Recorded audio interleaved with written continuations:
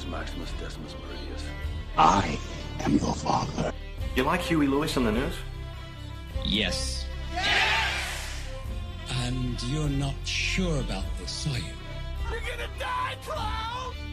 What's the most you ever lost on a coin toss? Sir? The most you ever lost on a coin toss. Call it. Whose motorcycle is this? It's a chopper, baby. Whose chopper is this? Zed's. Who's Zed? Zed's dead, baby. Bring out your dead! This is a tasty burger. Yippee-ki-yay, motherfucker. Louis, I think this is the beginning of a beautiful friendship. Wait a minute. You ain't heard nothing yet. Welcome to the fucking show. Hello, welcome back to See What Sticks, a podcast about everything and nothing. I'm your host, Russell. How's it going? I'm the guest today. I'm Thad McCallion. So Thad is on the show. Thad's very nervous to be on the show, everybody. It's all good. So we're going to just warm up Thad into the podcast and try to get him comfortable because Thad's never been on a podcast or talked into a microphone in this setting for a audience. So, Thad, how do we know each other? Okay, so we ended up meeting each other at Lake Forest College, I want to say in late 2014, early 2015. I know you and I didn't have any classes together, but we'd always be in the Lake Forest College rec room, gym area, sports center. That's what they called it. Always working out, and then I just remember one day we just started shooting the shit about something and just started talking, and before you know it, we just started hanging around each other, and we're like, hey, what are you doing over the summer? Something like that. Let's chill. Let's, we talk about like Lollapalooza or something like that. Mm-hmm. And before you know, we're like, yeah, let's, going to be going to Lollapalooza, and found out you went to Lollapalooza for like 10 years in a row. Some crazy stuff like that. And, it was just like, you know what? I just feel like it was just, I always try to surround myself with positive and good people, and I definitely saw that in you, and that's probably why we're friends. Yeah, Thad made a huge character error by becoming friends with me because I'm neither positive or a good influence. So Thad and I don't think I've ever talked about Lake Forest on this podcast because it was always a mystery, because I've said that I transferred to Purdue on the show, but I never ever said what the first school I went to was before Purdue, and it was Lake Forest. Oh, also for the show, I never say what town I'm from. So if you start using town names, don't use town names, because I don't want people to come and murder me. Oh. So, guys. Come on, man, you don't have any enemies. Maybe. I've made some enemies over the years. No, I'm just kidding. Not really. I really... No. Hopefully I haven't. And if you hate me and you're listening to this, thank you. Thank you for listening. It still gets me money. So, if you hate me, just keep going. Just keep listening. But, so Thad and I met at Lake Forest, and Thad, I talked about Thad on the podcast before as my resident UFC expert friend. So I have Thad on not only because he's my friend, but also because I want to learn a little bit about UFC, because Thad is like my Joe Rogan. He just knows all about it, and Thad's a real badass and has been in a few fights. So you're giving me too much credit, brother. So, we'll talk about a little bit of the UFC stuff, then we'll talk about Lollapalooza and the important for sports stuff, because I've mentioned that on here, and I want you to explain it, because I've referenced it on this show, and at the time, I think I had a guest host on, and they had no idea what I was talking about. So I think that'll be a fun thing. And then we're just going to go in. I'm going to rattle off some questions. So, Thad, can you explain UFC to people who may just pretend no one has ever heard of it and doesn't know what it is? Sure, no problem. So it started in November of 1993. It was basically started mainly by the Gracie brothers. And for those of you who aren't familiar with them, they're actually kind of the... they're like the original, I want to say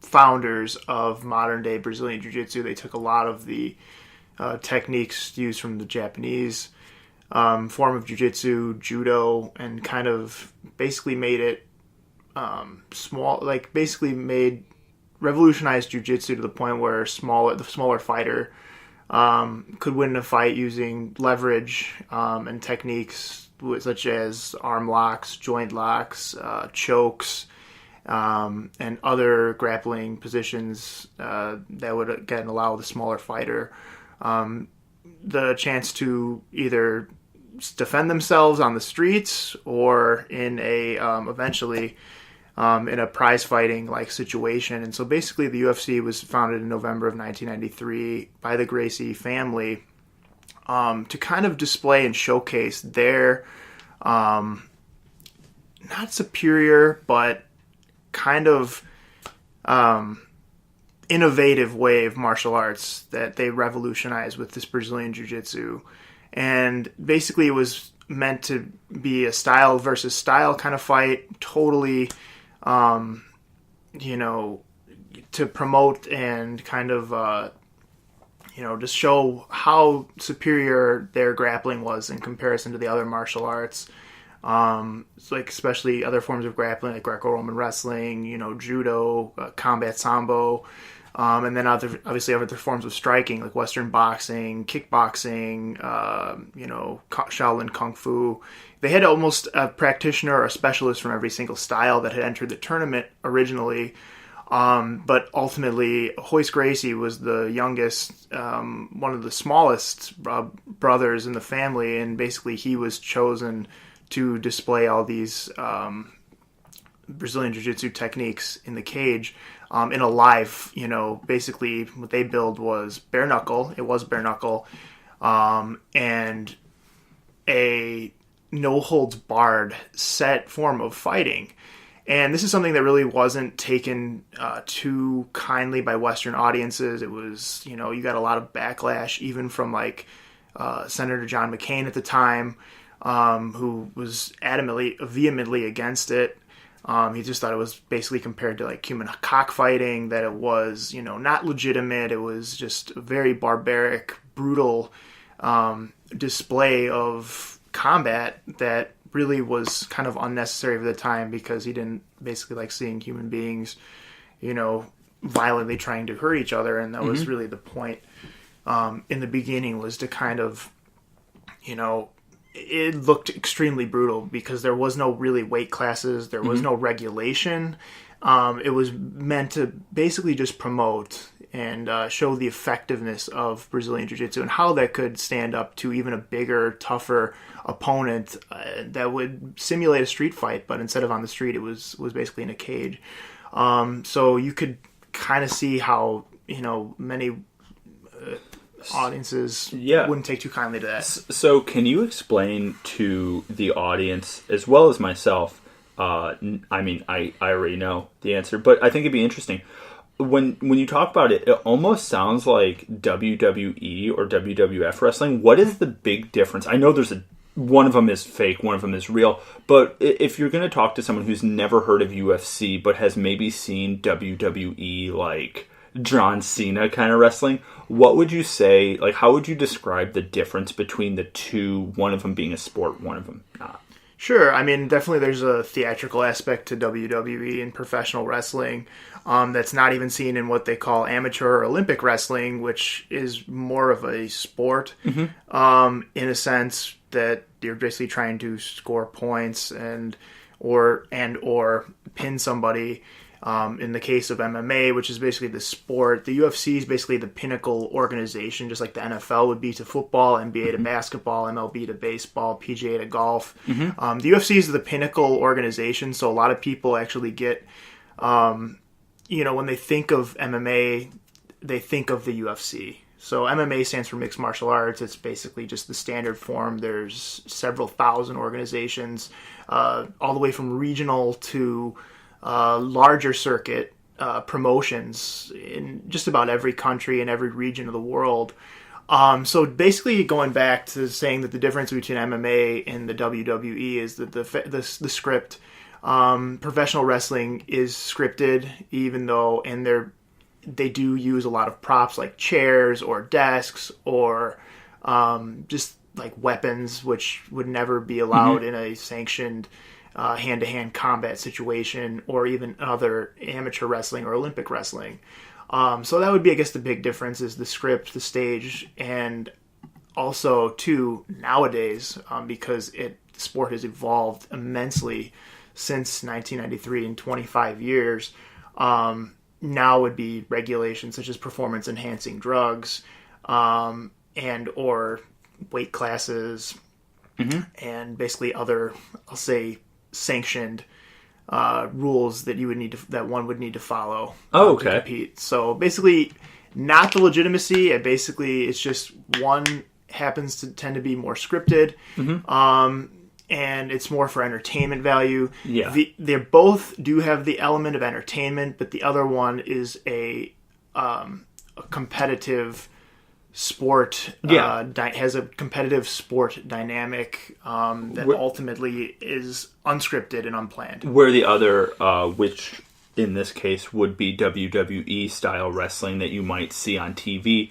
is more for television and more for like being like a play in a sense, whereas UFC, MMA is more of a physical activity where there's this sport aspect to it where you can go see this show in person. Like if you go to Vegas and you go to like the MGM Grand, it's more of just like going to watch sports rather than going to watch a show. Absolutely. I think you hit the nail on the head, Russell, with that. Also, too, you can kind of see a little bit of a crossover with promotions. So people like Brock Lesnar, who basically carried himself from the WWE and making a career. Initially, he was an NCAA Division I wrestler at the University of Minnesota back in 2000, and I believe he either took first place in the 2000 NCAA Division I Wrestling Championship in the heavyweight division. But he transitioned basically from amateur wrestling, which a lot of the hardcore MMA fans would consider, actual wrestling, real wrestling, as opposed to the scripted entertainment style that we see with WWE. He actually ended up making a career out of that because of the fact that there was an opportunity to be made, there was money to be made, it was entertaining, and he was really good at it. And so basically they ended up using him as basically a poster child. But when they did know that this guy seriously was just more than an actor, he had actually signed with a smaller MMA promotion. I forgot what it was called. It was in Japan. I want to say it was called like Shark Fights. And he ended up performing really well on the lower levels. And then right after that, the UFC signed him, and he had actually ended up earning his UFC heavyweight title.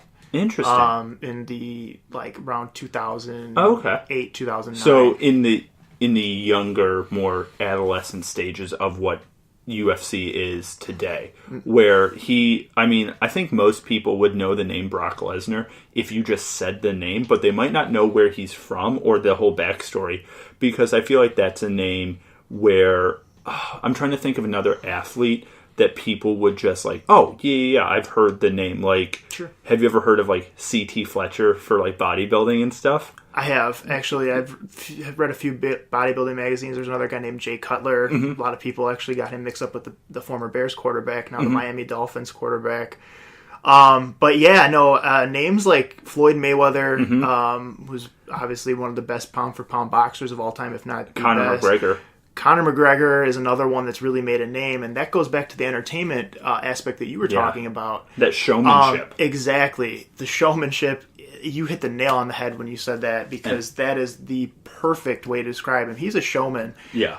And that's kind of the aspect that the WWE had that now MMA, which has been seen as actual fighting, is taken that element from the WWE and kind of stolen the popularity from it by using that. So they kind of use their own formula against them with some of these up-and-coming fighters to promote themselves in the same way that they would for something that would be scripted, like, professional wrestling. Yeah, I think a big thing with that is, since there is this level of glamour to it now, where it's so much...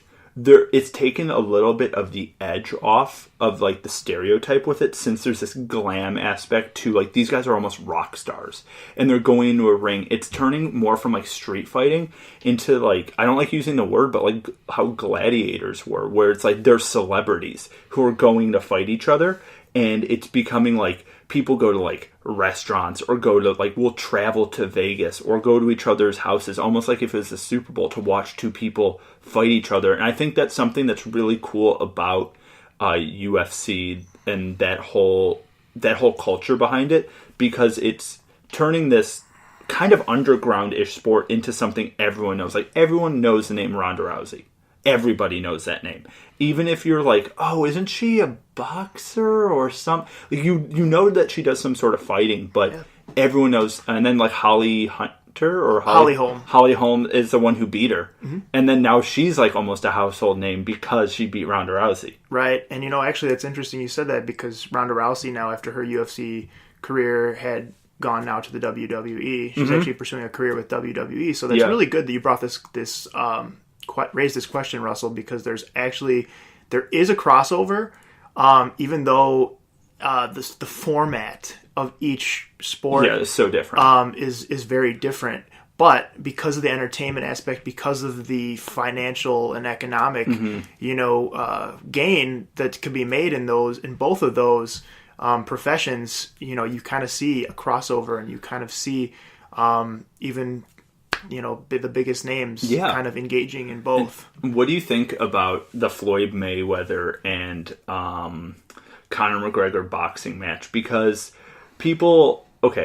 I'm not gonna it's gonna ruffle feathers for fighting fans out there, but Floyd Mayweather is a machine. That guy is he's unstoppable. But in a boxing ring, but if you put Conor McGregor in a boxing ring, obviously he's going to lose because he's not a boxer. But if you put Floyd Mayweather in a cage with Conor McGregor, Floyd Mayweather's paced. Like that, it's kind of like you're going into someone else's home. Like Conor McGregor was kind of a guest in the boxing ring, and that's why he got beat, because he's not a boxer, he's a fighter, and there's a difference to that.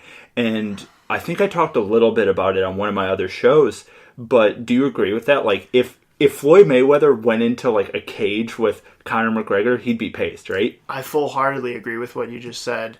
If you flopped it, if you even put McGregor, or if you put Mayweather even with like a mid-level MMA fighter, whether he's in the UFC, Bellator, World Series of Fighting, ACB, in his own weight class, they would just dump him on his head. Yeah. But if you took that fighter and put him in a ring from that fighter, that mid-level average fighter, took him and put him in the boxing ring, there's absolutely no way he would get out of there unscathed. And he would definitely either get knocked out, finished, or, ultimately, picked apart with punches. Yeah. Obviously in combinations from Floyd Mayweather, because yes, in his sport, in his craft, the sweet science, the guy really has the formula down. Yeah, and I mean, like, even if it wasn't a knockout, just like the Floyd Mayweather fight against Conor McGregor, there was no knockout. It was just by points that one guy won over the other. It was just a points game at that point. Just because you're landing more hits, you're just,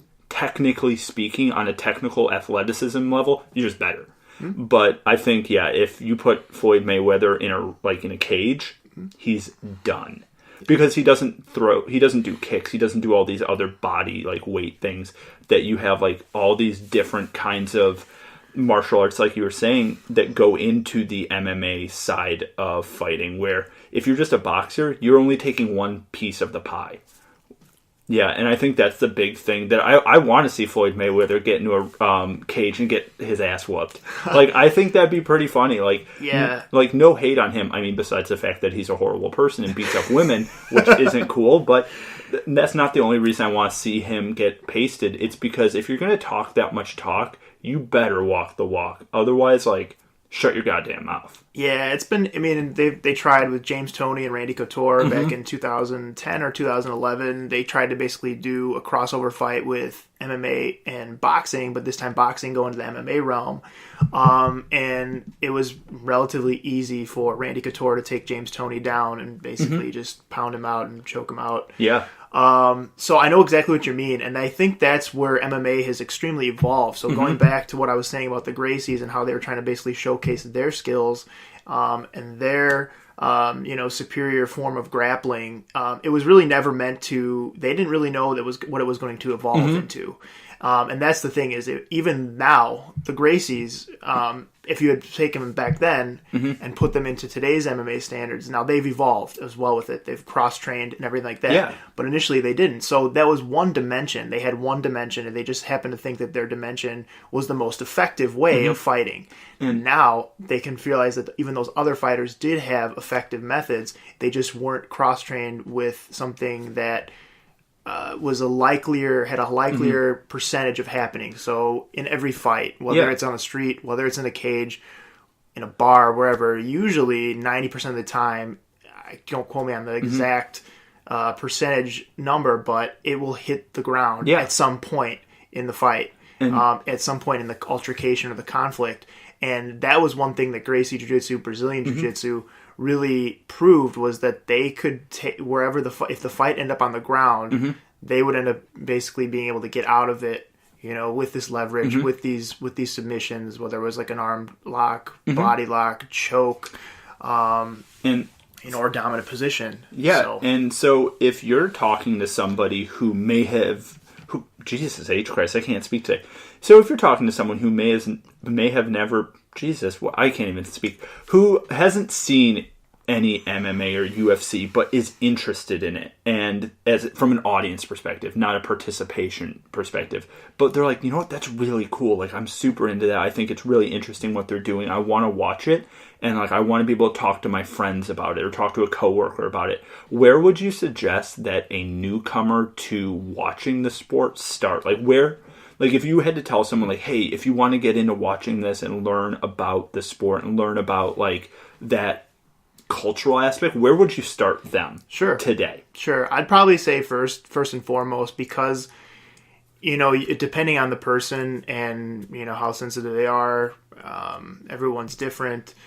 Some people initially took it the fan base. So for instance, I'd say probably the age range demographic, I actually did a senior seminar thesis on MMA as a commodity for females, and how that it's actually been used to empower females as it's gained legitimacy. Yeah.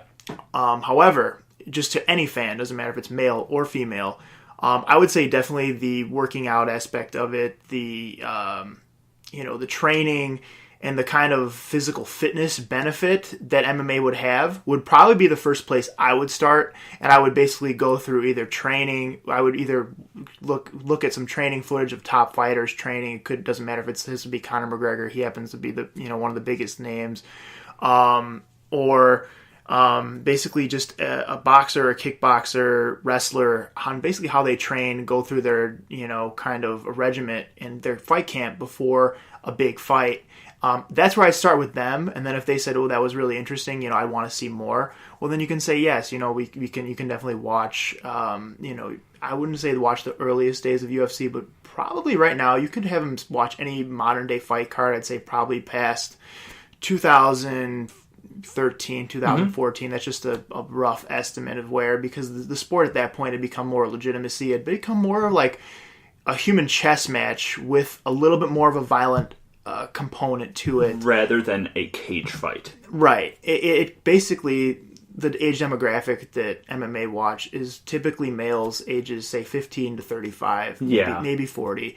Anything after that, you have an outlier. Could be a former wrestler, could be a former boxer, could be someone that's just been a lifelong fight fan, or could be someone like myself. It's kind of like a kid at heart. Yeah. Even though I still we both fall in that age range. Yeah. But at the same time, so, you kind of had this real transition from when it was bare knuckle, it wasn't seen as legitimate, before Zuffa had actually bought it off. And Zuffa, one of the head names, which a lot of people would know, would be Dana White. He was the president of the UFC for many years.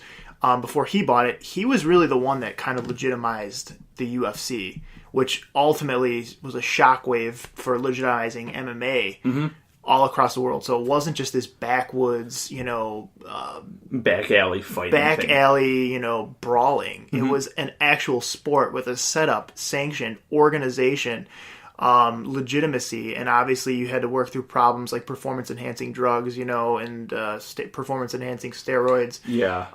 That it was acceptable for many years, even when the sport was kind of being legitimate. becoming legitimate. So, you had that, but also really, it's just kind of the whole aspect of the people that are watching it now has kind of shifted from just people that wanted to see someone get another person hurt another human being, now to watching athleticism. To kind of more of a casual sports fan, someone that likes, just strategy and more of the, I'll say kind of the calculated component of fighting, such as like chess, that has it's more of like a human physical chess aspect to it now. So I think you're kind of been able to get more of those fans, or even just fans that are a fan of prize fighting. I think they've been able to kind of convert a lot of boxing fans over to MMA now. So I have a question. Sure. I was reading this article recently about boxing in particular, and I think this can go into MMA, and I think even you can bring this into football, where there's this article written, and the person who wrote it was a doctor, and I don't know what his exact qualifications were on this, but he'd worked in sports medicine, and he had worked with people who had received head injuries. And what he was saying is boxing, in theory, could become safer for head injuries if you didn't wear gloves, because you wouldn't hit each other as hard, because you're going to break your fucking fists if you hit each other, because you're wearing the gloves, so you're able to hit someone really hard. Absolutely. Because you have padding on your end, and then it's one of those, if you hit me that hard, I'm going to hit you back that hard. But if it's bare knuckle, or even if you just wrap them in tape, you wouldn't hit people as hard. So in the long run, you would actually sustain less body injuries. What do you think about that for in the lens of boxing, MMA, and then even in football? Like the idea of like rugby players not wearing pads, and then those athletes getting less long-term injuries than a lot of NFL players because the fact that they're not wearing pads. Because like, think about it. If we're going to go outside right now and you're going to tackle me, you're not going to tackle me as hard as if you were wearing a full suit of like pads. You tackle me way harder because you know it's not going to hurt me as bad, or it's not going to hurt you as bad. Right. So what do you think about that? So basically what you're saying too is like, I see the point that you're making is that basically the pads, gloves, whatever given sport, whether it's football or boxing, can be used as kind of a weapon. And I agree with you on that. But first and foremost, I think your brain is basically like your computer. It's like your hard drive. So whether you're hitting that with a bare knuckle or if you do have padding on with it, it's not good at all either for head trauma. And I've actually delved into that a little bit. But at the same time, I do agree with you with what you're saying about the aspect of bare knuckle. There is a promoter now that has started bare knuckle boxing. There's a lot of either former UFC fighters that have gone to engage, basically gone to fight this way. A lot of even people that are on the up and coming fighters from like the United Kingdom that only strictly grew up doing bare knuckle boxing because it is part of the culture in some areas there. So I agree with you what you're saying, but the aspect of it is, yes, if it was just boxing, maybe the injuries could be a little bit less because of the fact of the matter is you have to worry about the element of breaking your hand. Really, the gloves... Or breaking your wrists. Breaking your wrists. The gloves do protect fighters basically from breaking their hands, and obviously sustaining any real major hand injuries that weren't involved with like exchange or grappling or some sort of submission attempt. So I do understand with what you're saying there. In the early days of the UFC, it wasn't safer, even though it was bare knuckle boxing, because of the fact that it wasn't just the one dimension of boxing. Yeah. You were allowed to basically elbow people on the back of the head. You were allowed to kick them when they were down. You're allowed to kick the shit out of somebody. Yeah. And basically, or soccer kick them, which was even allowed in Pride FC, even when there was the element of gloves added to it. So I think really depending on the state of the dimension of the sport, so such as boxing, if you're just engaging in the one dimension of boxing, it may be a little bit safer than if you were fighting someone with a bare knuckle where you can use more aspects, such as your like Muay Thai, for instance. Yeah, you can throw your body around with them. In Thailand, they do have bare knuckle fights. They also obviously do have it with either 14, 16, or 12 ounce gloves. The MMA gloves are 4 ounces. so that it's significantly lighter, less padding. It's more for the grappling, so the fingers obviously are exposed. So just for the audience, Sure. MMA gloves, most people out there know what a boxing glove looks like. It's a big mitten, essentially, a big padded mitten. MMA gloves, your fingers are exposed and your palm is exposed on the inside. So you can articulate each individual finger so you can grab stuff. But your knuckles, the back of your hand, your wrist, and the bottom of the meat of your hand, like the bottom part, if you're going to fall, are protected. And so is like your wrist, and you wear a wrap underneath. So you do have less protection than a boxing glove, but you also have more dexterity because of your fingers being exposed. So you have a pro and con there, just so people get a visualization of what that is saying when we're talking about this. That's an excellent description of the MMA glove, by the way. It's 100% right, and obviously it's more evident with basically allowing for cuts to happen. You can see obviously cuts happen in boxing too, even with 14 or 16 ounce gloves. But at the same time too, with the MMA glove, it's designed more for grappling. So that's the one aspect of MMA that boxing doesn't allow. Yeah. So therefore, it's kind of meant to promote that. Yeah. And what do you think, just in this lens, just while we're on this topic, of the football versus rugby side? Because they're very different sports. Very, very different sports. And for those of you who don't know what rugby is, it's like British and Australian football, but you can't throw the ball forward and you have to jump into the end zone. There's a bunch of different rules, and you have to lift people up, and there's a scrum. It's different, but there's a lot of similarities between the two sports. And in general, rugby athletes do sustain less long-term injuries than football players. And maybe it is a difference between the two sports and how physical contact is handled between the two sports. But do you think that, in theory, that there could be a benefit to losing pads in football? And I know that's a loaded question, and people are going to argue with that, and it's not meant to be a good question. It's not meant to be a question to be like, football's wrong or blah, blah, blah. It's like, what do you think? Because there's no wrong... there, of course, are wrong answers and right answers, but what do you think, just in your own personal opinion, about football versus rugby and the injury side? Yeah.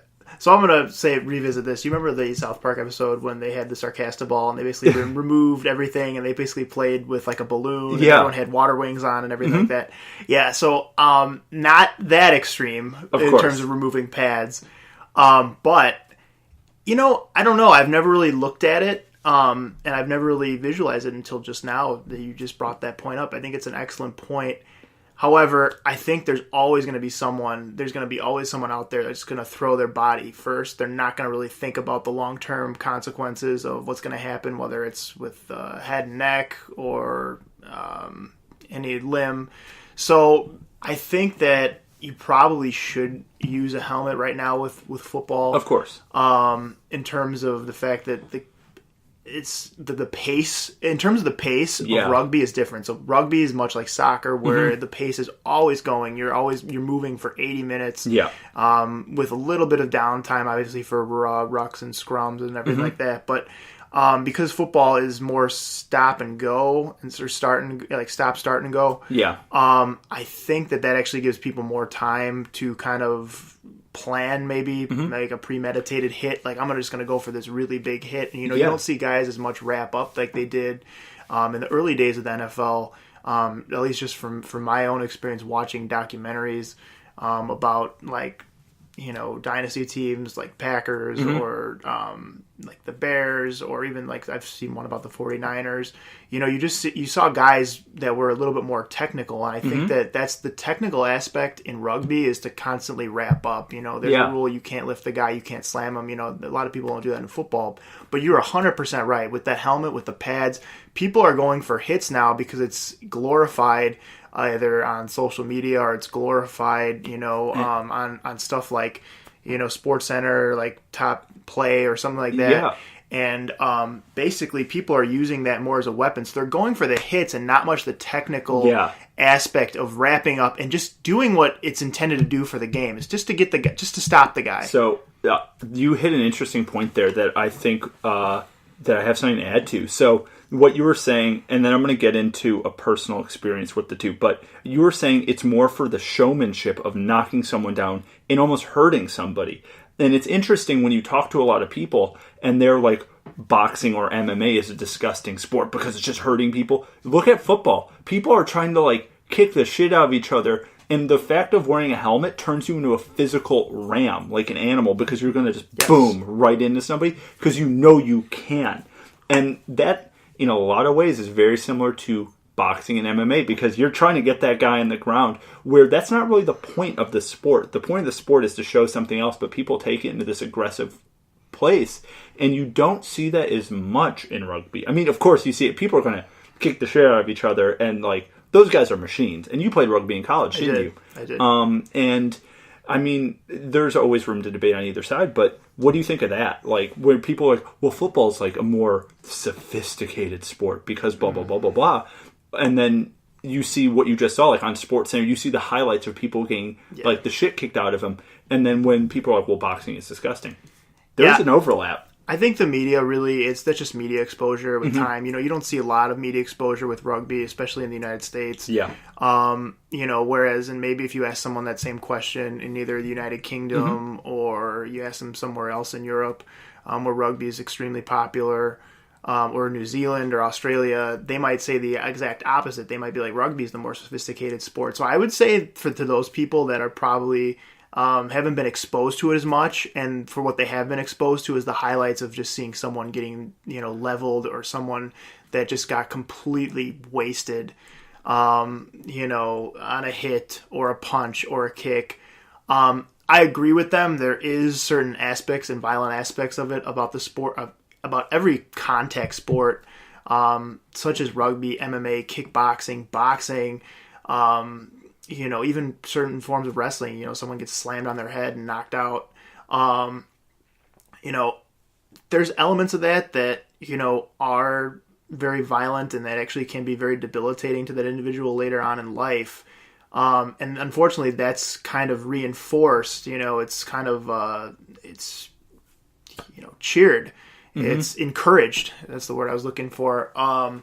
You know, and then I guess that gets replayed. That gets, you know, the most media attention and exposure. And then that's what those kind of people see, is they just see, oh, you know, it's just, all it is about hurting someone. There's really no strategy to it. So in terms of American football, yeah, you know, it's because of the Super Bowl is such a popular part of our American culture and our American society. You're not going to see as many people unless they're really, you know, hell-bent against concussions or you know, or any sort of like injuries that were sustained to someone maybe close to them, which I can totally understand that aspect of it. But if it's someone that really has never had any experience with or has no connection to it, and then it basically says, oh, well, football is a more sophisticated form than rugby or another combat sport such as MMA. You know, I would just say to them too, is that they haven't really been exposed to it enough. Yeah. And that's probably why they're drawing that conclusion. But definitely. it's just more exposure and kind of. And it's definitely a cultural thing where maybe it's just the circle that I grew up in and that I've seen, but it's a lot more socially acceptable to put your kid into football than put your kid into fighting.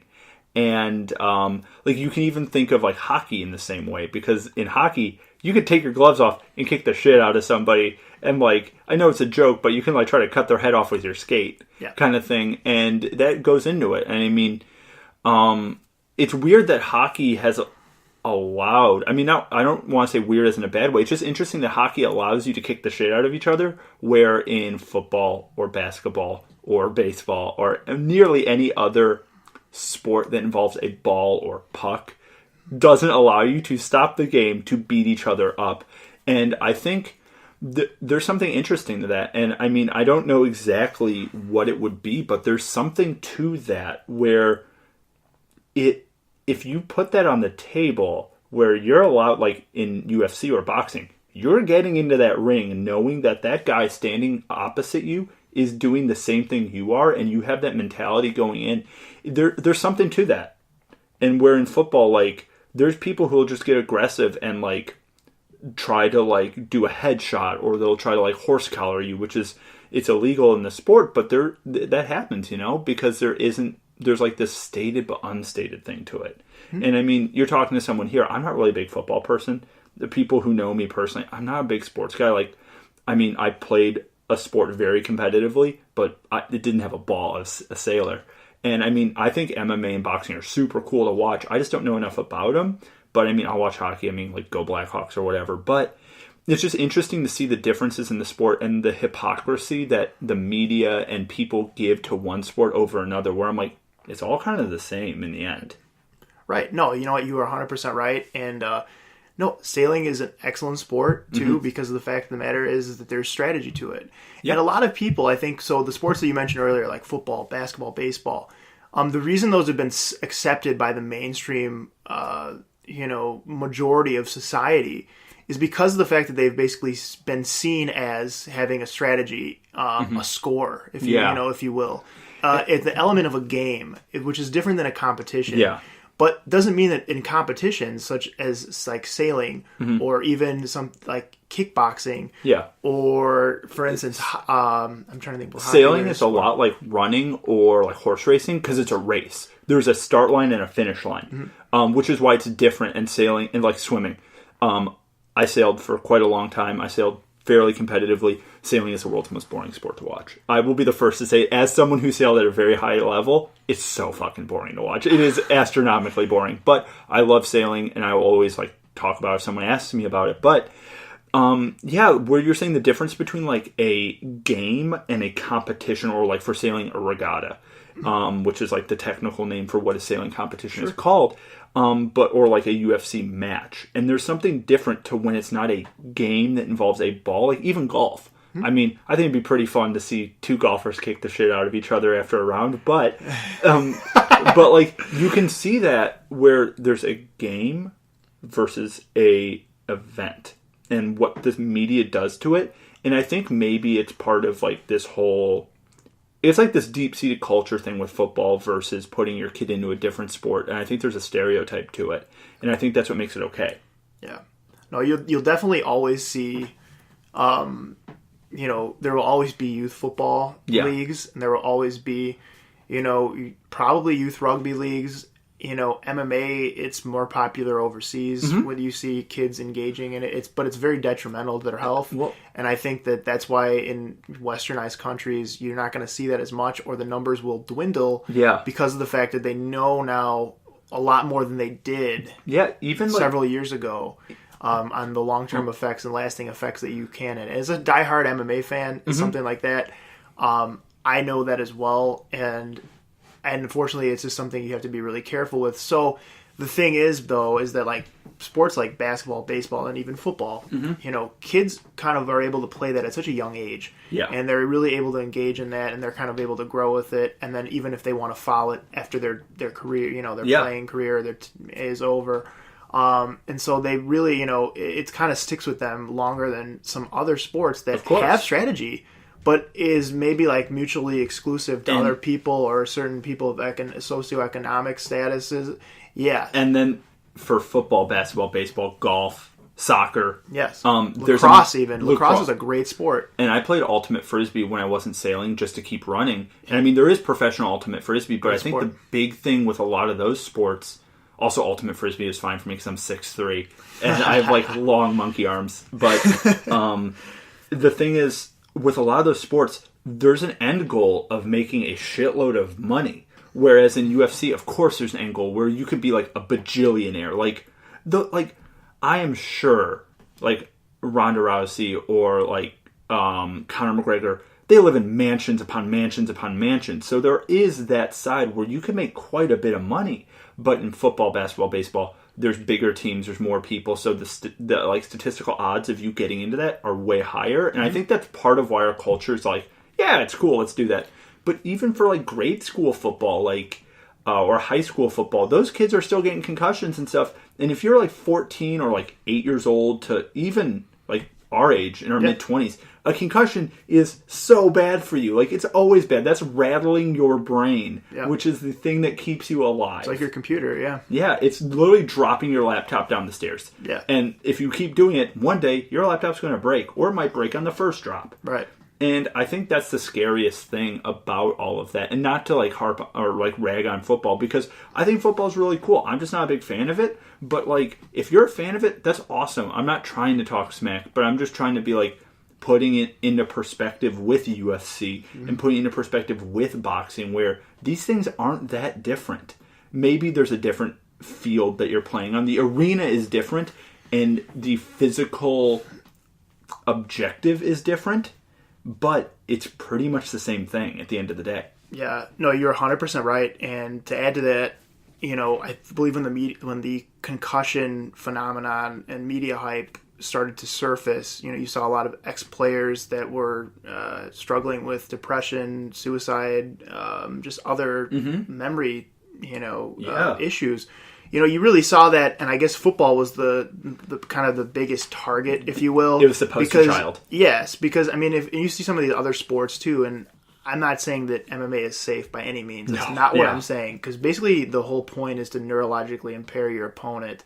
But with MMA, though, and other, you know, grappling, combat sports that include grappling or entail grappling, you know, I guess that the head trauma could probably be minimized a little bit, because while you're grappling in some of those exchanges, you know, you're not always taking, you're not repeatedly taking power shots to the head, like whereas in boxing. But at the same time, though, with football, you know, you would take one big power shot that could, you know, have outlasted several punches or kicks. And I think one of the arguments that Joe Rogan actually gave, that I don't know if I completely agree with, but it is a valid argument that boxing is safer.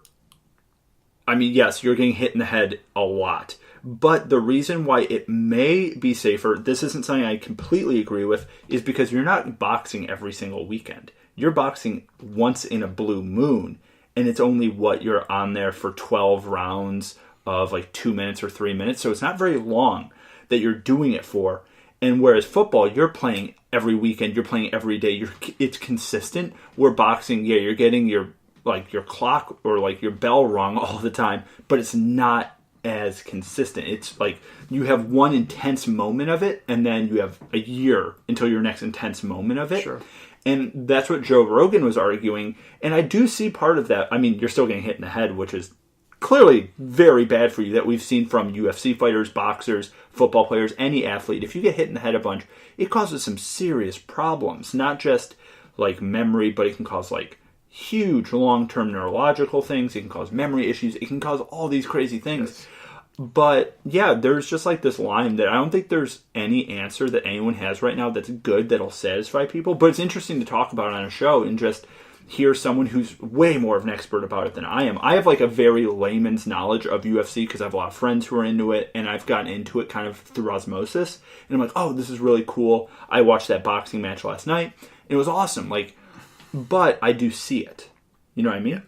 Yeah, I'd have to actually add something to the whole Joe Rogan argument that he was trying to make. I know exactly what you're talking about. What he was trying to say is that the time span and the time frame is different. But what I would have to kind of argue against would be all of the damage that you take during sparring and training that they're not accounting for, that you're not hearing about, and that you might not even take during the fight. Yeah. So you may take you might go through, say, a 6-month training camp, you know, something like that. You might take like 10 times as much damage in that training camp that you would take in the 15 minutes of the fight. Yeah. You know, you run the risk of either, you know, you might not get knocked out, you might knock the other guy out.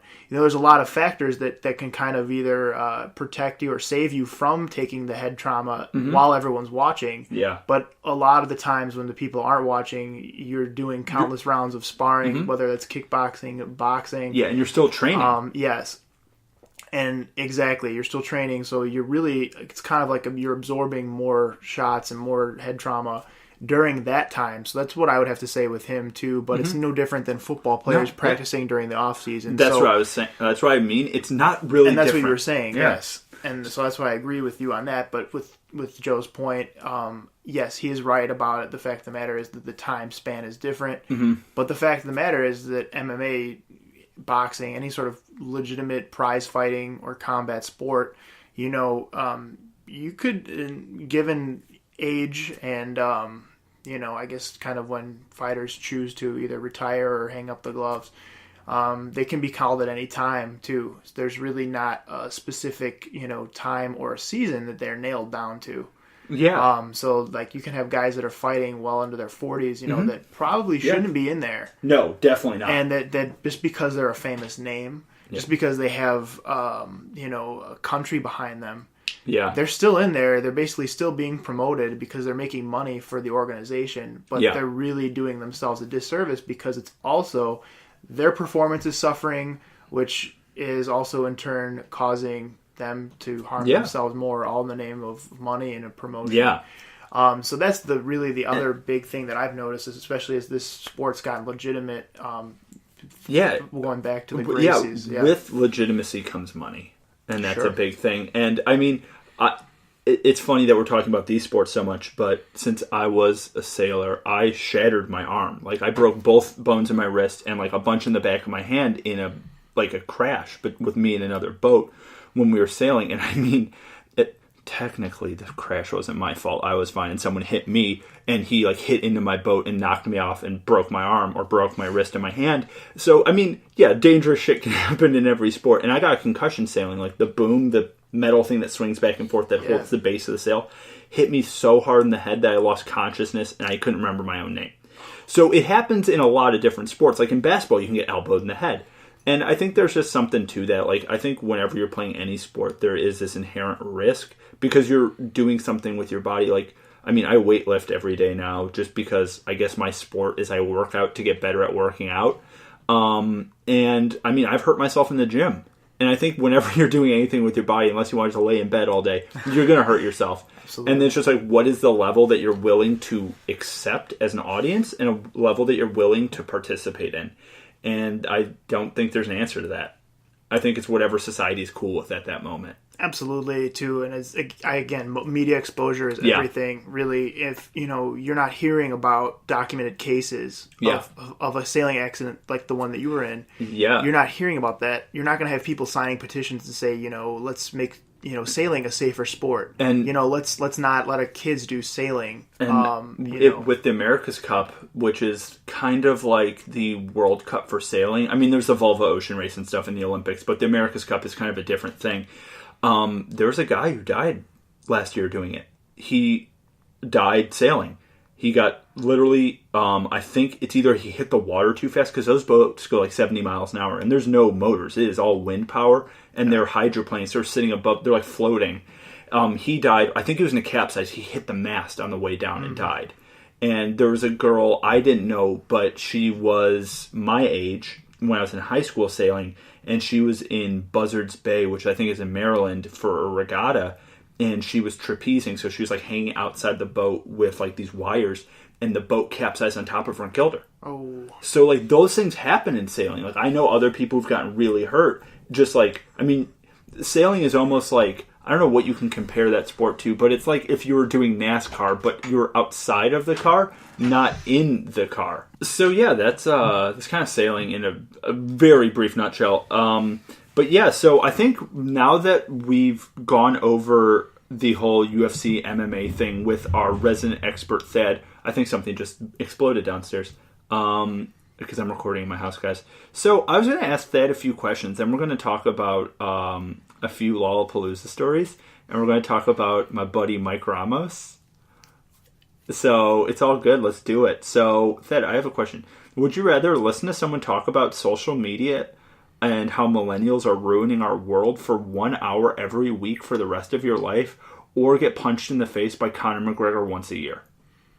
I'd probably take, would there be any sort of financial aspect to either of them?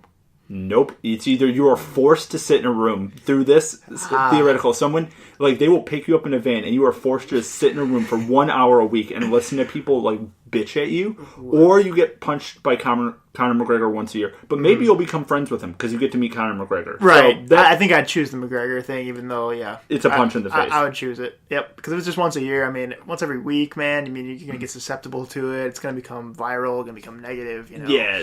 At least that one, you kind of get it over with. You sustain the head trauma, though, but... it's one punch. Yeah, it's one punch. And who knows how hard he's going to hit you. Yeah. My next one is, would you rather eat a triple Baconator every day for a year or watch the movie Jack and Jill by Adam Sandler every day for a year? So this question just is basically, would you rather destroy your body or destroy your time? That's a great question. I'd say probably time, though, just because of the fact of the matter is that if it's just for 1 year that I have to do it, I would save myself several health problems down the line. Yeah, because that Baconator every day for a year, that's like 4,000 calories every day just in a Baconator. That's going to kill you. That's going to destroy your heart. Yes. Would you rather sit in traffic on every commute you ever have for the rest of your life or only listen to Kids Bop remixes of every song? Kids Bop? How often do I have to listen to Kids Bop? Every song that's ever existed now is a Kids Bop remix. So if you ever want to listen to music, it's Kids Bop now. Or you have to sit in traffic on every single commute. Even if you're going to the gas station, traffic. I'll take the traffic. Me too. I can't live without music. I would rather sit in traffic. Yeah, I think I'd blow my brains out if I had to listen to Kids Bop. Yeah. That much. Would you rather have to be in a movie where you have to pee the entire time or be on an airplane where you have to poop the entire time? But you can't get up. I'd go with the pee. Me too. Yeah, having to poop, I just can't. I'd rather have to pee because then you can, like, zen through that. If you have to poop, it's over. It's game over for me. Right. And you're on an airplane. I already don't love flying. I mean, I don't hate flying, but I'm like, being in an airplane is like being on a bus in the sky that you can't leave. Yes. It's the worst. It's like a waiting room that you have to sit in. Would you rather be able to go on any trip you ever wanted, all expenses paid, no matter what, but you may get violently ill every single time? So you're running the risk. It's like a 50-50 chance of just getting violently ill. Or never be able to travel anywhere that you really want to go unless it's a business trip, but you will never get sick. That means you still can die, but you just won't ever get, like, the flu. I'll take the all expenses trip and take my chances with the possibility of getting violently ill. Okay, cool. Same here. Would you rather be a billionaire, but every time you touch money or paper of any kind, you get paper cuts? Or, 1 second. I wrote this wrong. Sorry, I wrote all these. So, would you rather be a billionaire, but every time you touch paper or money, you get paper cuts? Or just be an average person the rest of your life, but you can never get cut? I can never get cut.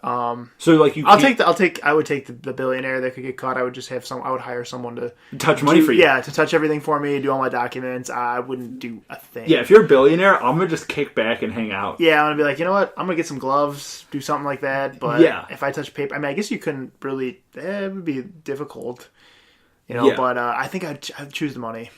Yeah. Okay. Would you rather have all of the food you will eat for the rest of your life be blended up into smoothie form, so you can't eat solid food for the rest of your life? So if it's a filet mignon with mashed potatoes, that's just going to be a smoothie, dog. Or would you rather eat every single meal for the rest of your life knowing someone fucked with it? So someone might have like put like cum in there or pubes or spit in it. I'll take the blender form. Yeah, me too. I don't want, like, people touching my food is probably my biggest pet peeve. Like, that is one of my most irrational pet peeves is when I see someone, even if it's like at a friend's house or something, if they touch my food, I'm gonna freak the fuck out. I hate it. I'm such a germaphobe. So I'm with you on that, and that's why you never say anything when you go out to a restaurant that you could possibly get someone could spit in your food. Yeah. Would you rather be able to go to any movie or concert you want to see for the rest of your life, but someone right next to you is annoying? Or you can go to any like movie or concert, but all your tickets are way overpriced, but no one's going to bug you? I'll take the annoying guy because I think I would just like literally have someone shut him up for me. Okay. Or I'd shut him up myself. Yeah. But if he kept coming back and it was like a perpetual thing, then I'd probably go with the overpriced tickets. Yeah. That's kind of a 50-50. Yeah, it depends. Like, would you rather have to just pay but really have a good time? Or you get there for free like Lollapalooza and there's someone just like fucking with you the entire time. Like, right at, like, You know what I mean? Like, that can really ruin a show. Yeah. Yeah, I think I would probably go with the annoying person just to run the risk of the annoying person. But at the same time, if it kept happening every concert and I couldn't shake them, and there was no possibility of shaking them, then I'd go for the price movie because good times, you can't really put a price on good times you can't. Sometimes. That's why like, those are the best gifts, is if you give someone like a vacation or like one of those like go to movies with people. Those can be really good things because that's an experience, and experiences are priceless. Yes. Unless it's a shit experience, and then... Even those, there's value to those too. Yeah, because it's a story that comes out of that. Yep. Okay, so I have a question. What's the worst first date food item? So if you're going on a first date with a lovely lady or gentleman, what would be the absolute worst thing to get? So I have a few options here, and you can say something else if you don't agree. So here's just some I've rattled off because I actually wrote these for another show that I don't think I used. But I want to ask them to you because I think it's fun to always ask my guests this. Ribs, pasta, like seafood bake, like, like crab where you have to like crack it open and stuff. Sushi, weird street food. Those are just some of my options. What do you think is the worst? Like, if you're going on a first date, everything's going well, and you're like, let's get food. What's the fucking worst thing that you can I'd go say get? something that's really either heavy in onions or garlic. Ooh, you know what? I didn't even think about that. That is... something that would probably mess with your digestive system, too. Yeah. I also like we're both wearing Hurley shirts. I just realized it. I think that's really funny. Hell yeah. And we didn't plan this. But, yeah, I think onions, garlic... I think ribs, just because you get messy. Yes. I think unless the girl or guy is super cool with that, and they're super, like, yo, let's just go do something different and weird, that's cool. But if you're just on a standard, like, date that you're thinking of, I think ribs are bad. Street food, though. Street food, when you said that, because, like, I like seafood. I think a lot of people, it's kind of an acquired taste. Yeah. I don't know, like, every aspect of seafood, but street food, like, that could be, like, one of, like, the Quickie Mart, like, hot dogs or something like that. Yeah, it could be that. I went to a street food thing in L.A., and they had squid. Like, street food squid. They had, like, crazy stuff. Oh, okay. They made, like, gas station, like, no, food. like, if you're going to go, like, let's say you're walking down the street. You know what Danger Dog is? Kind of. It's like the L.A. thing where they wrap a hot dog in bacon, they fry it on the street kind of thing. Right. That's like street food. Yeah. So if it comes out of, like, a dude with a wagon, that's street food. I think that's bad because you can get food poisoning. Yes. The sanitation, that kind of goes back to your last question, man, with the sanitation. Yeah. That had me cracking up. Yeah. But yeah, I'd say probably that might be one of the options. But if I had to just say off the top of my head, I'd say probably like onions or garlic. Yeah, something like heavy with that, because that would just mess with your digestive. Yeah, and you're not going to feel good after that to have any more of the date. And usually dinner is pretty early in your date, depending on what your date looks like for the day. Sure. And then where's the worst place to have a date? Like, what's the worst spot you could possibly go to for a date? I'd say a really shitty dive bar. Shitty dive bar or prison? Yeah, prison. I mean, like, if you go to, like, a prison, you visit someone behind, like, glass or something like that. Yeah, that'd be a weird date. I was going to say I've never had that experience, but I guess if you were dating someone. Shitty dive bar. Yeah. That's a pretty good answer. Shitty dive bar, yeah, definitely, because there's a bar in my hometown that I, like, regularly go to a lot, and I definitely wouldn't mind taking a girl there. Like, anytime I'd be like, yeah, let's go to this place. But right down the street, there's, like, this really shitty dive bar. There's just, like, fights always breaking out. Someone, you just get, like, just you get seedy people. Yeah, I mean, it's just, like, I don't know, the beer just doesn't look clean. The sanitation is, like, just not the best, and it's really an old bar. And it's just, I would not want to take a girl there ever, because it's just, I'd feel like they'd be like, wow, like, like, this is a shithole. Yeah, like, well, I think they'd question your character too, you know what I mean? It's sad, but unfortunately they would question your character too, and it's just like, it's like one of those, is this what he's about? Like this? Yeah, and it's not a socioeconomic thing. It's more of the fact that it's just like a lifestyle kind of thing that I would have, a little bit of apprehension taking a girl there. Yeah, no, definitely. I think that's a really good answer. I was like, in my mind, I was just thinking of these weird adventurous things where it's like, you don't go skydiving on a first date. That's a bad idea. That's like going to level 10 when you start the game. Yeah, those are like type A personality, type A personalities. That's like me. I'm so type A. I'm like, yo, let's go fucking scuba diving right now. It's December in Chicago. And people are like, no. And it's one of those, but I think, shitty dive bar from a standard date is really bad. Yes. Actually, this is a little bit of advice for people who are listening who are humans or are looking for something to do. I'm sure your city has it if you don't live in Chicago. I actually just went to one of those beer-cades. They're pretty sweet. You were talking about that. Yeah, it was like an arcade. Well, technically it's a bar that has a bunch of arcade games in it, and as long as you have like a drink in your hand, all the games are free. So you don't need tokens. So it's just you go up to and hit start, and it's like those racing games. They have like the shooter ones. They have like what is it? What are the ones where it's like the little metal ball? What is that called? Pinball machine? Pinball, yeah. Yeah. There's pinball. There's a bunch of that stuff, and it was like cool. There's like karaoke night the same night. Great concept. Yeah, right? And that's always something different because then you have the bar if you want to do the bar thing. There's karaoke if you want to be that ballsy.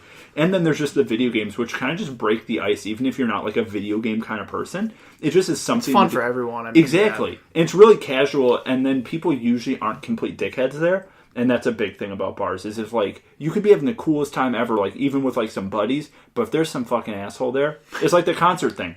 It ruins your night. Yeah. So... what's your least favorite Lunchable? Lunchable. Ooh. Haven't had those in a while. Same. A lot of, I'm trying to think. Cause, I mean, I know you're big into health now and stuff like that. Yeah. And I know that, you take care of yourself and stuff like that. And there's a lot of nitrates and a lot of, preservatives and basically probably high fructose corn syrup and genetically modified, like, food, quote unquote. Dude, those chickens aren't even real chickens. Yeah. I'm trying to think. My least favorite Lunchable that I had, I really did like a lot of them. I don't know. I think it was probably the turkey. It was like the turkey and cheese like cracker sandwich ones. Why are they always wet? Yeah, they were always like wet. I love the pizza ones. Dude, those were really good. Like the pizza dunks and like the pizza make your own pizza ones were really good. And I did like the ham and cheese ones. Those were fine. But the turkey ones were like really wet. Yeah, why is there moist water? And gross. And I was like, yeah, I'd say that was probably my least favorite one because I had a bad one and I think I did get sick. I remember I was like in first or second grade and I ate that. I'm like, what did I eat? And I remember like just on the toilet, just and, like you're done. Like like puking my guts out, and I was just like what did I eat? Yeah. So I think the Lunchables chicken nuggets are also fucking gross. Have you ever had one? Yeah, I've had those and the ketchup and stuff. Dude, it's disgusting. Gross, yeah. So I'm gonna ask you. So you were in a Tesla recently. I was. How was that? It was pretty cool. It was a family friend of mine.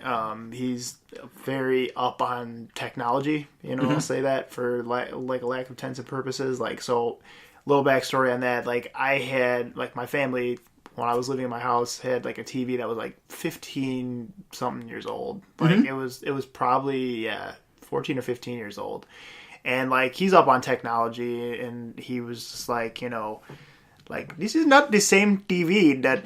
You had 14 or 15 years ago, was it? Mm-hmm. And we're like, yeah, that's it. Like, Yeah. And then like right after he said that, it just broke down. Really? We're like, wow, he jinxed it. But great guy, great family. But he's always up on the stuff. And I was in it. I got to drive it a little bit during a lunch break of mine. It was actually this past week. And it was a really interesting. It was a Model X, I believe. Oh, so it's the big one. It was white, yeah. It was white, but the thing went from like 0 to 60 in like a ridiculous amount. It felt like I was like on some sort of like, one of those like underground subway trains. Like it was really intense. It was really an intense experience. And then I also got to sit in the passenger seat, and then he kind of like weaved in and out of traffic, showed me like the self-driving automation feature. Ooh, yeah. So yeah, it was pretty cool. So you're a Jeep guy like I am. We both have Jeeps. I leased a Jeep, yeah. Do you think that a Tesla will be your next car? Like, if their money wasn't an option, do you think that would be a next car? If money wasn't an option, definitely, because I like the electric, charging aspect of it. I'm really not that well versed on cars and mileage, but if you said that money wasn't an option and like it was all expense paid for, this kind of thing, yeah, I'd probably say something like that, because I'm even without money, you got to think about the environment. Yeah, you have to think about the environmental consequences, and I think electric cars are definitely the way of the future, and I would definitely see myself driving something like that. It looks good. It drove great. They're pretty sexy. Yeah, and it would be environmentally friendly too. Yeah. So I would definitely choose that. I think my dumb answer, like, of course, I'd probably choose a Tesla. Or I know there's a bunch of other electric car companies coming out. There's, like, one that's making a pickup truck that's, like, ridiculous. And they're making, like, it looks like a Range Rover. Like, it's a new one coming out, and they're announcing it for 2020. Yeah, my dumb fucking answer would be a Lamborghini. But that's the most impractical car in the universe. It's like, it gets, like, 5, like, miles to the tank. Yeah. And it costs $1 billion, and people are going to fuck with your car. Yeah. So I'd probably get a Tesla just because environmentally friendly. They're really cool. They're really fast. And they look like a spaceship. Yeah. So, like, why not? It definitely looks futuristic for sure. When I saw it, I was like, wow, this is a very cool look to it. It was something like I've never been in before. Yeah. And, you know, like I said, I'm not a big car guy and stuff like that. I'm practical about it. It's something that can get me from point A to point B. But yeah, definitely something like that, some sort of electric car. And so I'm gonna rattle off a few restaurants. I want to know which one's your favorite and which one's your least favorite. Sure. So these are like chain restaurants, sure, but they don't have drive-thrus. So Olive Garden, Applebee's, TGI Fridays, Outback, Chili's, Red Lobster, Denny's, IHOP, Cracker Barrel, Waffle House, Red Robin, Portillo's, Famous Dave's, and Chipotle. Okay. Which is your favorite? Which is your least favorite? Chipotle. I can speak of 3 right there that I like a lot. I like Chipotle. I love what was it? Portillo's, and the Portillo's ribs are excellent. I've never had ribs from Portillo's. Oh, you should get it. Yeah, they fall off the bone, man. It's like they're delicious. Okay. I would say Chipotle, Portillo's, and then Olive Garden on those 3. The rest of them I have been to, but I really don't. I don't eat. Yeah, that is much. No, I don't either. Yeah. So I was just wondering because I just wrote a bunch of notes for the episode, and I think my favorite out of these ones is probably Portillo's. Honestly, I mean, it's a Chicago burgers kid. And hot dogs. Yeah, dude, you're not going to go wrong. Yeah, those are good. Have you ever been to a Waffle House? I have not. I went to a Waffle House for the first time in Indiana. How was it? Yes. Just yes. That's what is nice. It's nice. I like. No, it was weird because you hear all the stereotypes of Waffle House, and then you go there and you're like, oh shit, it's fucking real. It's weird. Waffle House and Cracker Barrel. If you love either of these, I'm happy for you. But the people who work there look like they just got off their shift at the racism factory. So I mean, whatever. If you know what I mean. So, the clientele and demographic of the people at these restaurants may not be people I would hang out with in a normal social setting, but their food is okay. But Waffle House food will probably give you some sort of, like, ulcer because it's just covered in grease. It is so bad for you. Like, I just felt... Like, I could feel my arteries clogging as I took bites. I'm like, oh shit, I'm going to need to go running in the morning, and I might just need to do, like, 1,000 sit-ups after this meal. Because it's just so unabashedly unhealthy that, like, it's like going to McDonald's. You're not going to pretend it's healthy. You're just like, fuck, why did I just do that? Yeah. But, like, where you go to Chipotle, like, yeah, you can make Chipotle healthier, or you can go to Portillo's and get, like, a chopped salad. Like, you can go there and get something healthy, but if you go to some of these places like Cracker Barrel, everything's fucking smothered in gravy. That's just not good for you, son. Yeah. Like, and too, I mean, like sugar and, like, high fructose corn syrup, it all feeds cancer cells, in a bad way. Yeah, it's just not... Sugar's the most dangerous white powder in the world. Yeah, it really is. And it's, for those of you who don't know, sugar is mad not good for you, so don't eat it. Or eat minimal amounts of sugar. Abstain from that, man. It's like, I stopped eating sugar. Omega-6, too. I mean, if you're going to eat anything, I was just reading a book by Dr. Mercola. He came out with a real book. It was called Fuel First. Mm-hmm. And that's the title of it. I just started reading it. Anyways, he was talking about how omega-3 is much better than omega-6 fatty acid. Like, if you eat omega-6, it's just, like, terrible for you. Yeah. And it's in a lot of oils that are used for fried foods. Yeah. Like, cheaper. Like, if you're going to eat oils, I've heard that olive oil is kind of the way to go if you're going to put oil on something. Like, if you're going to make eggs and you're going to, instead of using butter, use a little bit of olive oil instead because it's marginally better for you. Mm-hmm. I mean, it's still oil, so it's not great for you. Yeah. But if you're going to pick the lesser of two evils, do that. Yeah. But I think the worst one out of here, like, in my mind, maybe there's someone listening. If you are, sponsor us. Sponsor me. Give me money. Do it. But Applebee's, TGI Fridays, Outback, Chili's, and Red Robin all blend together in my head. I don't think I could tell you the difference. Like, if you blindfolded me and put me in one of those restaurants, just sat me at a table, I'd be like, I don't fucking know which one of these I'm at. They all look exactly the same. Yeah. But, like, IHOP and Denny's are the same thing, right? I mean, yeah, they're both breakfast places, but from what I know, and Yeah. they both kind of have the similar menus. Yeah, like you said, if you put me in either of them and you put a blindfold, took all the labeling, Yeah. Their slogans and logos away and stuff like Yeah, that. I wouldn't I know. wouldn't be able to tell. Yeah, and I mean, I think just like going on this healthy thing, I stopped eating breakfast food. Like, I stopped eating waffles and pancakes. It's just carbohydrates and sugar, which is just going to make you a big, thick boy. And that's not what I want to be. I don't want to be a soft boy. And yeah, I mean, you know what it's like. I mean, you're another athlete, so you know what it's like to Former man. Yeah. Former man. Now I just kind of just try to keep myself, diet is everything, man. I'm Dude, telling you. It's 90% of fitness is what you put in your body. Mm-hmm. It's huge. What's your opinion of like people who take like hella protein powder? I'd have to say look at the ingredients, make sure there's no fillers or any sort of artificial thing. And just to be clear, I'm not a nutrition expert, or I'm not I don't have a degree or any sort of credibility in terms of being a nutrition or a doctor to give any sort of advice. But just from what I've gathered, reading, seen in documentaries, and kind of just done my due diligence on, I'd say anything with like sort of artificial fillers, cane sugar, any sort of like, certain elements that, you probably wouldn't want to put in your body had you not known they were there. I would say stay away from. So go with basically plant-based proteins. Plant-based protein powder, even like vegan powder. The protein powder that I take is actually from Almond Clinics. I saw Dr. Daniel Almond. He's a neurologist. He does a lot of stuff with the brain, which kind of changed my whole thing, going back to earlier in the episode about my whole viewpoint on MMA and head trauma and everything like that. But he also did go over a lot of nutritional aspects during that seminar I went earlier this year. I found it very helpful, and basically I ended up subscribing and getting his protein powder. There's like a vanilla and chocolate. It's all vegan, plant-based protein, so you're not going to get that sweet taste. Yeah, and like but that too. It's better for you. I use it with almond milk, so which is a little bit better than say cow's milk. Or I stopped actually on that on the whole health thing and what you're putting in your body. I actually stopped taking protein powder. And I've just been eating like hella chicken, and I've gotten so much more fit not doing that. And like, I have friends who go to the gym all the time, and they're like, "Dude, why are you taking protein powder? All this stuff."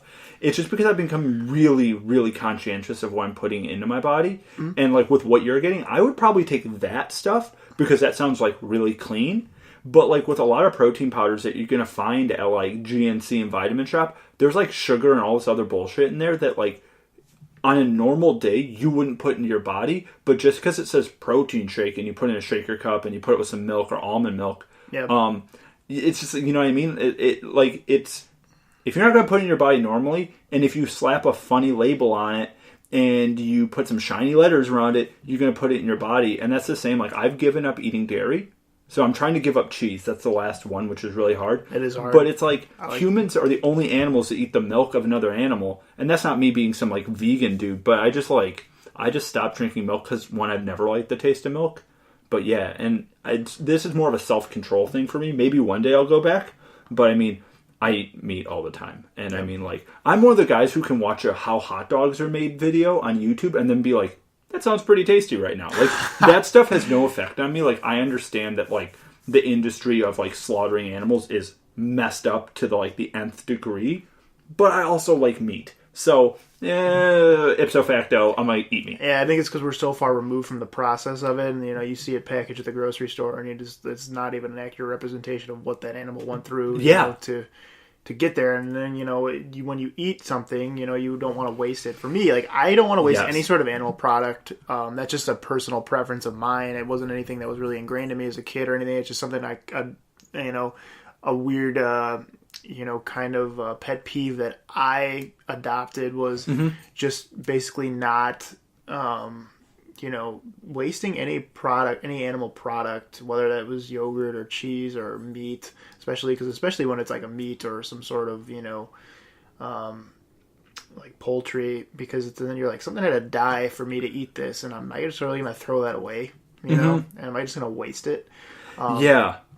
So yeah, I mean, that's why I really respect, like, a lot of the old traditional, Native American kind of conservation, that they did when they would basically hunt a buffalo or an animal, and they would basically use every aspect or every part of that animal in every facet of their life, not just for food. Yeah, and I think that's really cool. Sorry if you guys heard that scratching. It's one of my dogs was at the door of the room we're in, just because she has a jingly collar, and I don't let her in because she's going to make a bunch of noise. But yeah, no, I totally get that. And I'm one of the people who also is very not squeamish with food. Like, one of my favorite things to eat when I go get, like Mexican food, like authentic Mexican food or any like Latin American food, is I love cow tongue. It is one of my favorite things. I love cow tongue and cow head, cabeza. It is one of my favorite things in the world. And most of my friends look at me like I'm a psychopath when I order it, but cow tongue has the texture of pulled beef naturally. That's just how it is. It's like, it naturally has that texture, and it's so good. And I mean, I've eaten pig's feet, I've eaten chicken's feet, I've eaten, like, if it's from an animal and it's sold at a restaurant, I 100% will eat it. And there's nothing that really grosses me out. There's a question I asked a buddy on the podcast, is, this isn't trying to be gross or mess with people or anything like that. It is a legitimate question I have, so I want to know your answer. If you went to a 5-star restaurant with your family, and say you were downtown, your sister was with you, your mom, your dad, your uncle, like your sister's boyfriend, whatever, and there was human meat on the menu, and the chef said this guy donated his body, his dying wish was to donate his body to be eaten by people at a restaurant. That was his wish. So it's safe, no one was murdered, and this is someone's, like, they wanted to do this for whatever reason. Okay. Would you order it? No, I'd say I'd have to pass, but if I was going to do it, I'd say, like, could we somehow honor this man's wish in a different way, so therefore, like, either bury him somewhere, kind of like what we do if you cremated him, in a sense. So maybe I would, but I wouldn't eat it. Okay, in a sense. I know, I see what you're saying. And then I would order something else. Yeah. So, yeah, if that was the case, because that was the ultimate scenario, I'd say, like, let's maybe give this guy maybe a better... way out. Yes. Yeah, and I mean, I totally understand that. That's the answer most of my friends give. I don't know if I would finish it, but I would definitely have a bite, just because I can put it on my bucket list. That's fine. And that's not like me being like, I'm a cannibal, I want to eat people. But if that was like a situation I was given, and like the chef told me and all this other stuff, I'd be like, yeah, I'll give it a go. And like, I understand there's this whole moralistic side to that, and I'm not being pro-cannibalism in any fashion, but I'm like, you know what? If you're given that opportunity in a controlled setting, I'd be like, yeah. Like, it would probably be one of those things to be like, hey, if I order this, will everyone have a bite? Because I don't want to eat this entire thing. Just like you said, I'd order something else as well. Like, I'd order the pasta. Yeah. And then also human meat. Yeah. Which is like... Remember in Archer, he said, long pig. That's what we used to call it. What else? Oh my god, that's great. Actually, that'll bring us into our final topic for the show today. We're going to talk about how your dad looks like Nikolai Jakov. The head of the KGB in the TV show. Yeah, Archer. no, but your dad does look like him. He does. I want to talk to you. You brought up at the beginning of the show, I've been writing notes on my phone. Sure. You brought up Lollapalooza. We went to like 3 Lollapaloozas together. We did. So, what do you think of Lollapalooza now that they have less and less rock acts and more mainstream hip-hop acts at the festival? And this isn't like your opinion of what hip-hop is, sure, or what do you think about a rock and roll music festival having like Travis Scott as their headliner, where they used to have Paul McCartney as their headliner? Like, what do you think of that in general? Yeah, I think I've definitely seen the paradigm shifting in terms of, like what you said, rock and roll and just mainstream music in general, shifting to like pop and hip hop. Yeah. You can even see other artists like Taylor Swift that kind of started as like quote unquote country or more of like pop, and then she kind of just she like kind of sold out to being pop, like just to kind of appeal to the mainstream masses. Yeah. So I can understand why Lollapalooza is doing that, but I don't really enjoy it. I really wouldn't. I don't listen to that music 100% of the time. If it's on, I'll listen to it, but I don't think I would go and like listen to a concert with it. I would definitely rather go, and I would never trade my experience that we saw when we saw Paul McCartney. Yeah.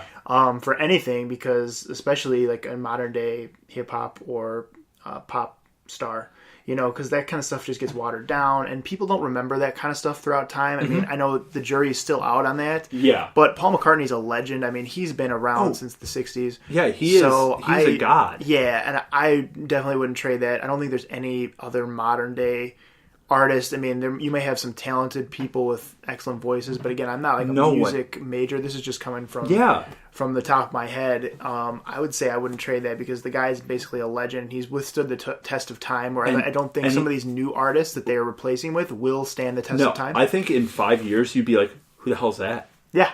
I mean, Red Hot Chili Peppers, when I saw them, like The Killers, there are other bands. You when we saw the Red Hot Chili Peppers, we got front row. Mm-hmm. Yeah, like that's one of those things where, yes, those guys will, because they're these rock bands like The Strokes, will kind of withstand the test of time. But a lot of these other hip hop acts, not talking smack about hip hop, because I'm a huge hip hop head. I've talked about it on the show, but a lot of them they don't have the longevity. And do you remember when we were at Lollapalooza? We'll close with this. When Mike and we left the crowd. So there's probably like 500,000 people to see Paul McCartney. I do remember that. My buddy Mike and I left the crowd to go to the bathroom and get pizza. And we found you guys again. I remember that. That was like, when people ask me, there's like, do you believe in God? Yeah, because I found Thad and Max in a crowd of 500,000 people with a full-size pizza. That was nuts. And then we ate that pizza during the show. It was... Yeah. I still don't know how you were able to work that. I think that's just from you being a Lollapalooza vet that's gone for like 10 years, and then you were just like able to just work the crowd. Like, that's what I really think that was from, man. If I had to guess, because no one else, including myself or anyone else that I would have known, that just has been in that kind of setting. When claustrophobia kicks in, you know, when just masses of people, you don't know who you're going to come by, someone that's like extremely rude and be like, no, you're not getting in here. Yeah. I don't know how you did that. And I mean, I'm a big guy. I'm 6'3", and I'm also pushy as hell. And I'm from Chicago. So it's like, get the fuck out of my way. Yeah. I'm giving my boy my pizza. And then, like, I saw you. We were like 2 people behind him, like, oh, hit that. We just, like, got up and we got close, too. I mean, we got, like, front row. So you pretty much made your way from, like, because it was, like, off to the right. Yeah. A little bit. So there was, like, a tent, the food tent, and the drink tent, and the bathrooms and stuff like that were over there. But you still had to cut through, like, an entire baseball diamond of field, and then, like, at least a good, like... Probably 600 rows of people. Yes, yeah, I was going to say it was a lot. I mean, there was a lot of people that you cut through, and you just cut through them like butter and knife. And I was just like, I think the key with that, for those of you going to concerts, if you're a really small girl, it can help because you can weave through people. But if you're a big person, the key to doing it is don't be an asshole about it, but be assertive. And don't be like, oh, I'm sorry. But don't be a dick. But just like kind of go through people and just... It's like being at a bar or a club. Just act like you're supposed to be there, and then you'll get through. Yeah. The same thing with anything in life. If you fake it till you make it, you make it. Yeah, you're going to get through. And that's like one thing I was able to do. Like, I was able to see the Cubs. I was my supervisor, actually. We went to go see the Cubs after they won the World Series. Oh, the parade. It was like that following Friday, they had a big parade. And then we were like, well, we could look at it from the street view, or we can go to Grant Park. And we walked all the way to Grant Park. And there was like... So there were so many people there, but like from my Lollapalooza experience, just kind of making my way up to the front, I did it again, and then all of a sudden there was some camera guy. It was like from an Arizona thing. I remember they had like the Arizona Sun Devils logo on their camera, and they were like filming for someone, and they were following him, and this guy was running forward, so everyone was clearing out of the way. Yeah. So me and my supervisor just follow this guy while he's running. They get us up like 500 feet. And we're like maybe 200 feet. Yeah. I might be exaggerating, but like we got up several rows. I ended up getting like really close to the stage where the Cubs were, and I got to see the trophy and all the players and That's everything like so that. cool. And it was pretty awesome. So I did that a couple other times too. This past July, I went with my friend and his wife. We went to Rock, White, and Blue at the Great Lakes Naval Base. Oh, cool. We went to go see Theory of a Dead Man there, and the crowd, it was a free concert, so of course, I mean, everyone. Giant crowd. Yeah, and their uncle was there, and like, seriously, it was a huge crowd. Getting there, we couldn't find parking. It took us like an hour to find parking. We ended up getting there right before they were taking the stage. Yeah. And we ended up cutting through this thing. It was like kind of like a metal walkway, like a makeshift walkway for concerts. Yeah. They kind of like how they do a Lollapalooza, where they have clear space. So we didn't know we were cutting in front of people, but we did. And we were like, okay, well, where do we go? Because on the one side was like all the fans that had been sitting out there all day, you know, all the people that had been sitting out there all day. And then on the other side was like the VIP section. Well, we didn't have a VIP, you know, seating or anything like that. And so we just ended up kind of like hanging on the over by the rails. We ended up sitting by the rails, so there was like a little bit of grassy area like on the other side of the rails, and then there were like military people, you know, like soldiers walking around with like as security. So I felt really secure there because like you know, you got people walking around like, you know, sniper rifles and stuff like that. And they're like, you guys, like, can we get on the other side of the fence? And, you know, you have some people that were mad, and some people were like, oh, just, you know, get down a little bit and you get out of our way. So some people were really chill about it. Other people were like really, you know, not cool, difficult. And so anyway, we started like, the guy was like, yeah, you can just stay right here. You guys can stay here as long as, you know, you're on the grass and you're not on the metal section. And we were like, okay. So we did. And then, you know, obviously this one guy was like behind us. This redneck guy was just like getting so upset. He's like, you gotta sit your asses down. Oh my God. They took his job. Yeah. And I was like, sir, you know, we're just here to enjoy the concert. We didn't know what we're doing, but we're not going to go all the way to the back now because Theory of a Dead Man's coming on, and we'll duck or do whatever. You know, we'll sit down for you. We were willing to compromise.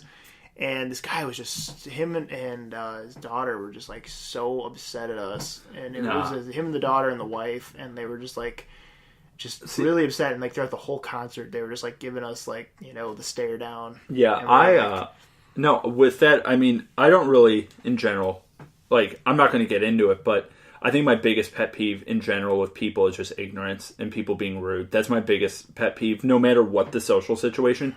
Like, if it's a bar, concert, literally anywhere. If it's like a gas station, if someone's being ignorant and rude, that's the quickest way to just set me off. And I'm a pretty calm person in general, but I'm just like, with people like that, I'm like, I will give you money to get the fuck out of my face. Like, just go away, idiot. Like, that's just my biggest thing. So, if you ever meet me and you're rude, please don't be, because I'll get really upset. Otherwise, I would love to meet people. But yeah, no, I think like stupidity is my biggest pet peeve with anything. But on that note, do you have anything else you want to say? Or I don't think so, man. I think we covered a lot of stuff. Yeah, we did. I think it was a great bonus episode. This is like a special bonus episode because Thad's here. So guys, Thad was on the show. We talked about a bunch. I think it was a great episode in general. This is See What Sticks, a podcast about everything and nothing. If you want to reach the show, you know that the email address, Instagram, Facebook, everything is in the description. We also have a website now that will always be in the description if you want to reach out to us. We love to hear from you. Thad will be joining us again on See What Sticks. Thank you so much to Thad for coming out. Thank you so much for having me, Russell. Yeah, no, it was a great time. Thank you for listening. If you're new, welcome. And if you're returning, thank you again for listening. This is See What Sticks, podcast about everything and nothing, and we will catch you in the next one.